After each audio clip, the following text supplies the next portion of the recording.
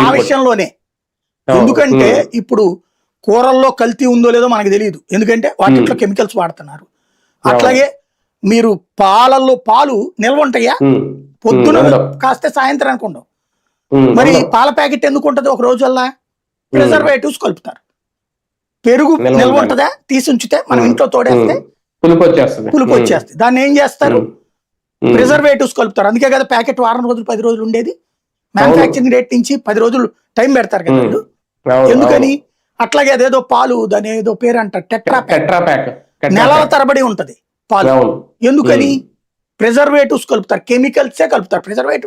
Chemicals అవి అలాంటివే వాళ్ళు ఇప్పుడు ఆ డైరీలో ఏమున్నాయి అన్నారు, ఇవి కొన్నారు అని ఇచ్చారు ఆ డైరీలో. చివరికి ఈ దరిద్రం ఏంటంటే మనకి క్లీన్ చేసుకోవడానికి హార్పిక్ వాడతారు, పెనాయిల్ వాడతారు. ఏమేం కొన్నారో ఎంత కొన్నారో రాసి వాళ్ళ దగ్గర పాలు ఉత్పత్తి చేయడానికి ఆవులు లేవయ్యా, ఆవులు లేవనోడు పాలు ఎట్లా ఇస్తాడు? కాబట్టి ఏదో కృత్రిమ నెయ్యి తయారు చేశాడు మేము అనుమానిస్తున్నాం అని చెప్పింది కదా. అంతకు మించి ఆవు కొవ్వు, పంది కొవ్వు, చేప నూనె లేదని చెప్పారు. వీళ్ళు ఏం రాస్తున్నారు పేపర్లో? ఉందని చెప్పినా లేదని చెప్తున్నారని ఒకవైపు మాట్లాడతారు. ఇంకొక వైపు ఏమో ఉందని తెలిసిన భక్తుల మనోభావాలు దెబ్బతింటాయి అన్న ఉద్దేశంతో సిట్టు